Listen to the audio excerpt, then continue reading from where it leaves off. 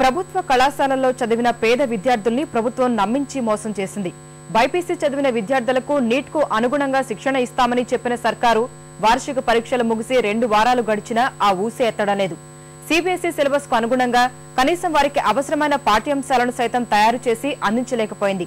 ఫలితంగా వేలాది మంది పేద విద్యార్థులు నష్టపోయే సూచనలు కనిపిస్తున్నాయి. నీట్ వల్ల రాష్ట్రంలో ఏ విద్యార్థి నష్టపోకూడదన్నదే ప్రభుత్వ ఉద్దేశం. ప్రైవేటు కళాశాలలు ఎలాగూ వారి ఏర్పాట్లు వారు చేసుకుంటారు. కాబట్టి ప్రభుత్వ కళాశాలల విద్యార్థులను నీట్కు అనుగుణంగా సిద్ధం చేస్తాం. మార్చి 23 నుంచి ప్రత్యేక తరగతులు ప్రారంభిస్తాం. ఇది మాధ్యమిక విద్యామంత్రి పార్థసారథి ఇంటర్ పరీక్షలకు కొద్ది రోజుల ముందు చెప్పిన మాట. అయితే మాటలకు చేతలకు పొంతనే లేదు. ప్రభుత్వ జూనియర్ కళాశాలలో చదివిన విద్యార్థుల్ని ఎవరూ పట్టించుకున్న దాఖలాలే కనిపించలేదు. నీట్కు అనుగుణంగా ప్రస్తుతం అమల్లో ఉన్న సిలబస్ లో భౌతిక శాస్త్రంలో 20%, జీవశాస్త్రంలో 45% మార్పులు అవసరమని గుర్తించిన ఇంటర్ బోర్డు అందుకు అనుగుణంగా మార్పులు చేస్తూ ఆంగ్ల మాధ్యమం పుస్తకాల్ని సిద్ధం చేసినా తెలుగు మాధ్యమం పుస్తకాల్ని ఇప్పటి వరకు విడుదల చేయలేదు.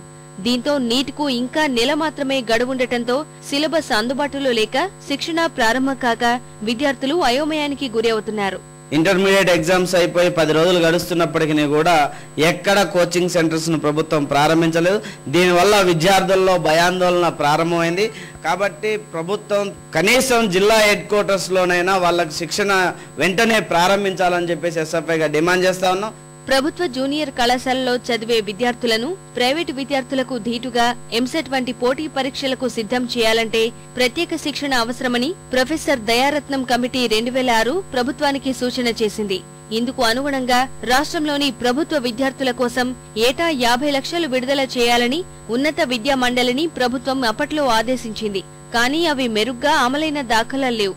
నీట్ విషయంలోనూ ప్రభుత్వం అదే తరహా నిర్లిప్తతను వ్యక్తం చేయడం విచారకరమని అధ్యాపకులు అంటున్నారు.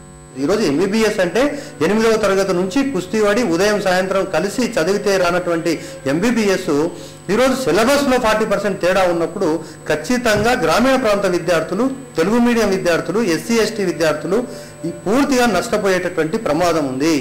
ఈ విషయాన్ని చాలా స్పష్టంగా ఎన్నోసార్లు చెప్పినప్పటికీ మేము ట్రైనింగ్ కండక్ట్ చేస్తా ఉన్నారు. ఓరియంటేషన్ సంబంధించి సిలబస్ మాత్రం ఇచ్చారు తప్ప ఇంతవరకు ఎక్కడ కూడా ట్రైనింగ్ కండక్ట్ చేసినటువంటి పాపాన పోలేదు. ప్రభుత్వం ఇప్పటికైనా మేల్కొనకపోతే పేద విద్యార్థులెందరో వైద్య విద్యకు దూరమయ్యే ప్రమాదముందని విద్యారంగ నిపుణులు హెచ్చరిస్తున్నారు.